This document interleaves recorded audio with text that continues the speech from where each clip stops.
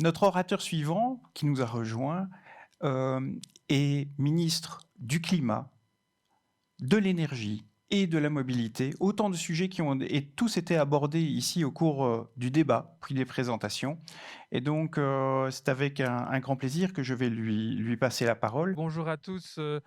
Évidemment, je voudrais d'abord remercier la direction du transport des marchandises et de l'intermodalité du SPOE d'avoir su s'adapter à la situation, aux contraintes sanitaires. Bon, c'est vrai que depuis l'année dernière, on commence à être habitué à devoir s'adapter. Et c'est une belle introduction finalement pour mon intervention, puisque je pense que l'adaptation, il en sera question tout au long de mon exposé.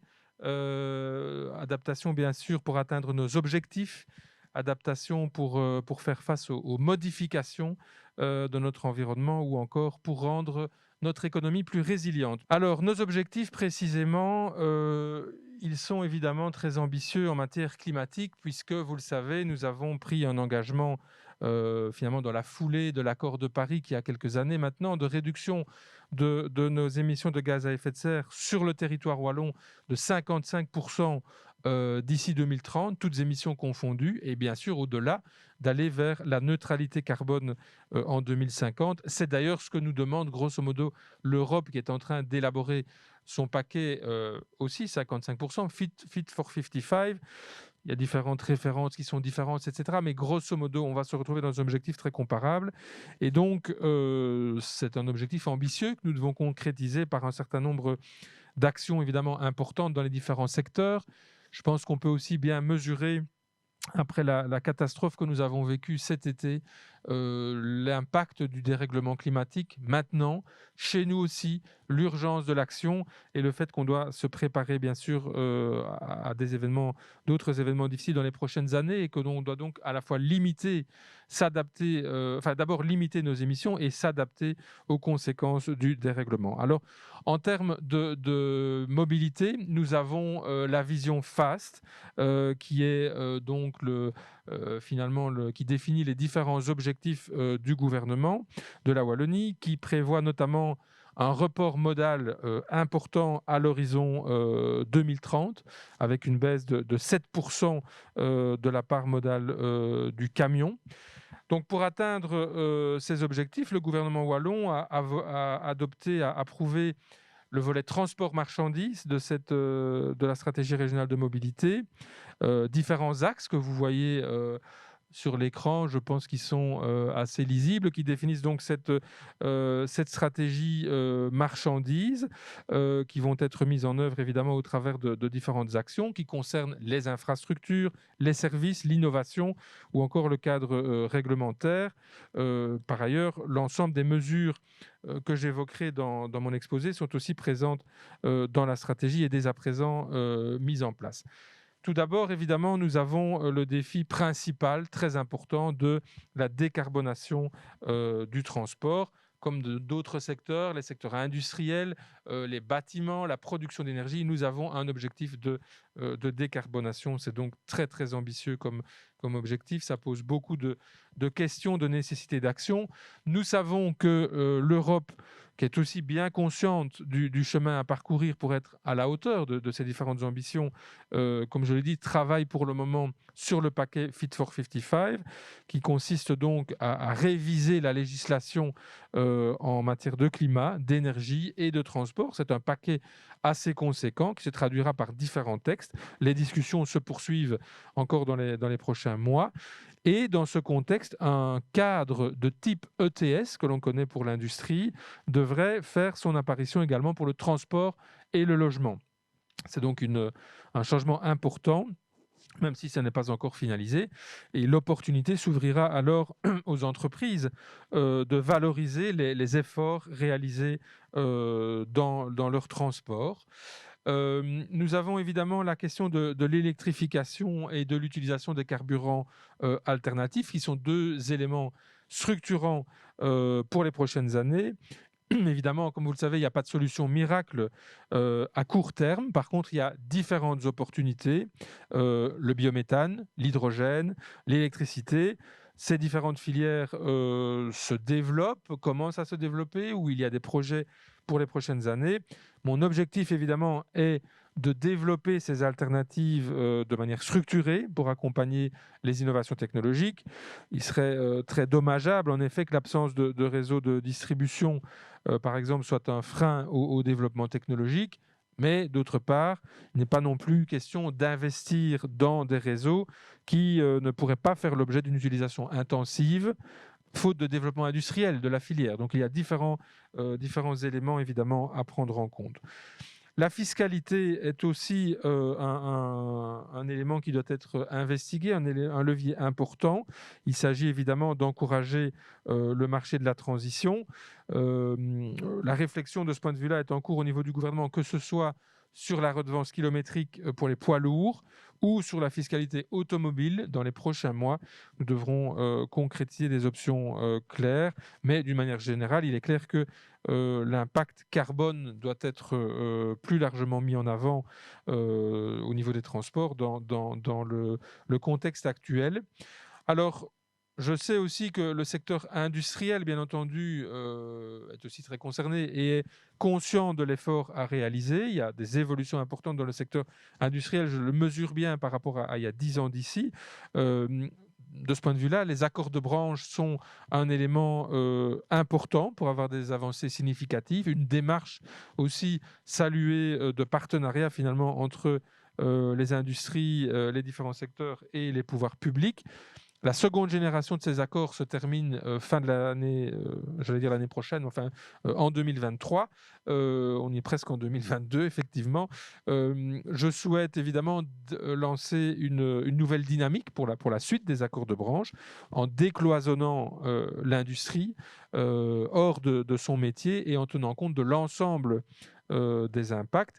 La question, bien sûr, du transport et de la logistique sera donc fondamentale et devra s'inscrire dans une démarche win-win entre les transporteurs et les industriels, puisque c'est clair que dans une activité économique, suivant qu'on prend en compte ou non les différents éléments du transport et de la logistique, ça change fortement l'impact général et le bilan climat global. Donc ça va faire partie clairement des éléments d'investigation. Alors, je vous ai présenté une partie des axes de travail pour limiter nos émissions, mais comme je le disais tout à l'heure, et tout débat climatique, y compris à l'échelle internationale, se distingue toujours entre ces deux piliers, l'adaptation, la mitigation, la limitation et l'adaptation.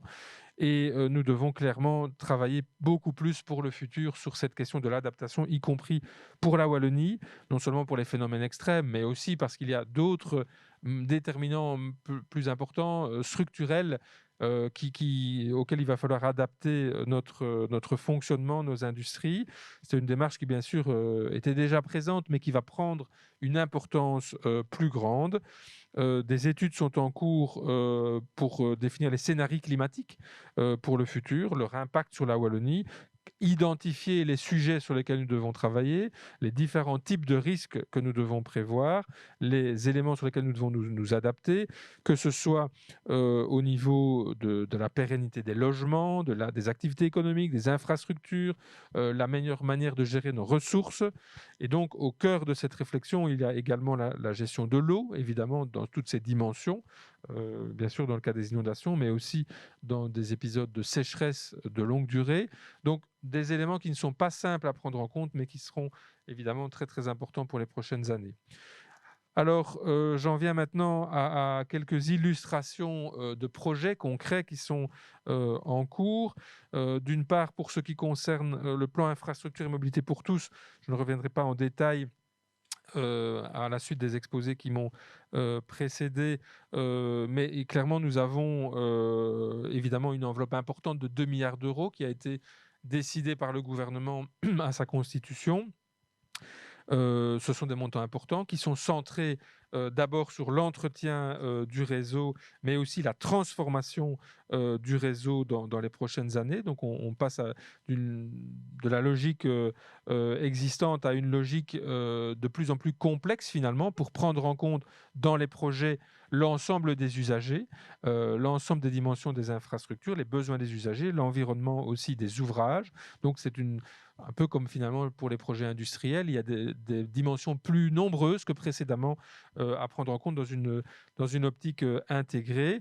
Je voudrais aussi indiquer que nous avons aussi dû dégager, bien entendu, des moyens importants de reconstruction des ouvrages suite à la catastrophe de juillet. C'est tout de même un montant de 160 millions d'euros.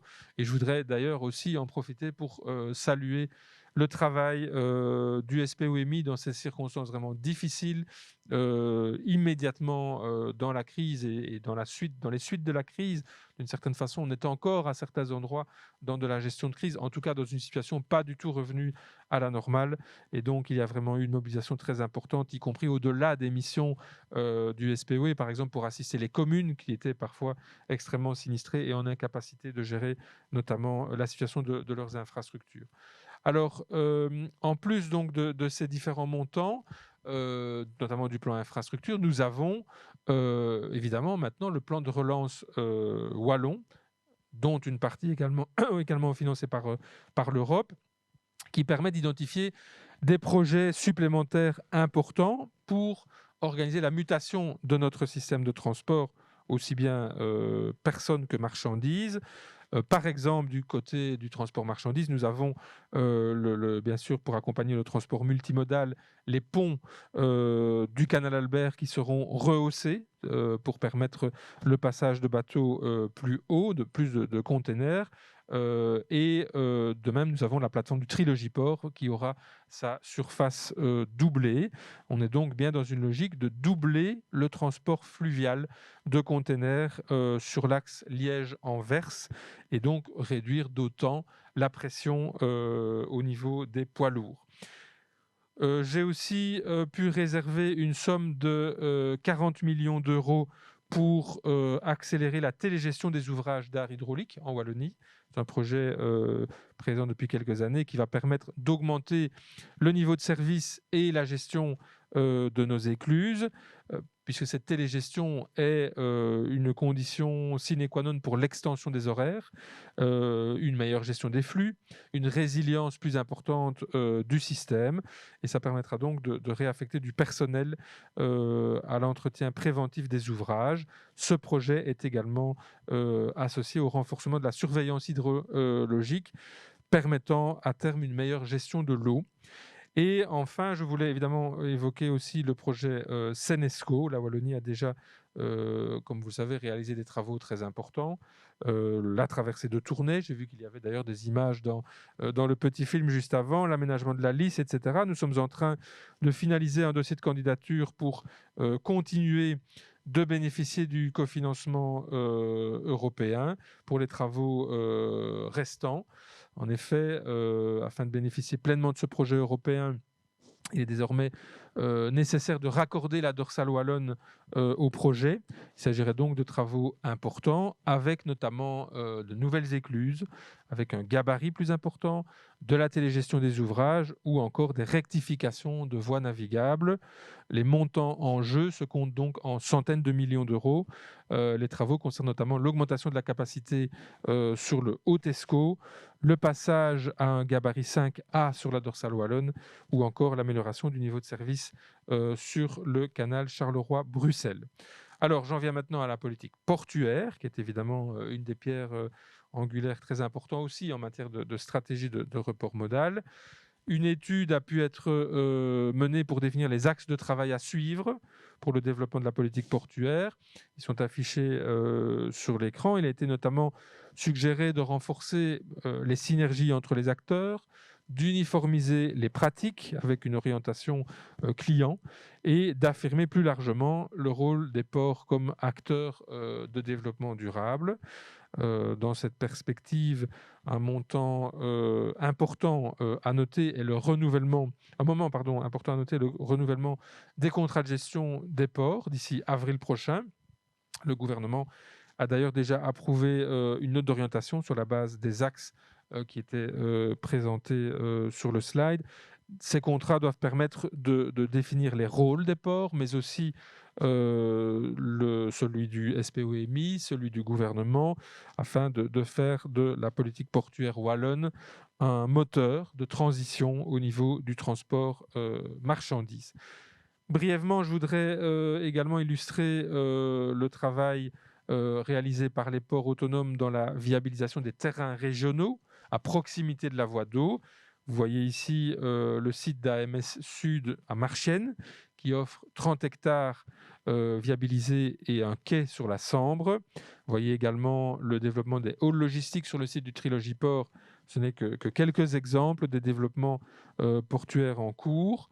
Je voudrais aussi encore aborder un levier important des pouvoirs publics, évidemment, l'encouragement à l'innovation, ainsi que le contrôle et l'évolution de la réglementation. De ce point de vue, il sera possible prochainement de proposer des innovations qui dérogent à certaines réglementations en matière de navigation. Cela ouvre par exemple la porte à des expériences de navigation autonome. De même, dans le même esprit, l'expérience pilote de la Wallonie du côté routier, sur les véhicules longs et lourds, les éco-combis, est toujours en cours et permet aux transporteurs de demander des autorisations pour des itinéraires sur le territoire wallon. Et enfin, je soutiens également le contrôle des réglementations en vigueur, bien entendu, et je pense notamment aux avancées qui ont lieu avec l'adoption du paquet mobilité par l'Europe, qui est un premier pas pour une concurrence plus saine dans le secteur du transport routier. Donc, pour conclure, jamais les défis n'ont été aussi nombreux pour le transport des marchandises. Ça concerne tous les modes, toutes les marchandises, tous les industriels. Et c'est très important dans nos objectifs climatiques. Nous devons non seulement révolutionner notre manière de transporter les biens, mais nous devons le faire dans des délais courts. C'est le problème général d'ailleurs du défi climatique, c'est que nous sommes très très pressés par le temps. Nous devons agir vraiment dans les toutes prochaines années. Nous ne sommes donc plus à l'heure des choix, les diagnostics sont posés. Nous sommes maintenant à l'heure d'activer tous les leviers à notre disposition, le report modal, la décarbonation du transport, l'optimisation des systèmes, l'économie circulaire, etc.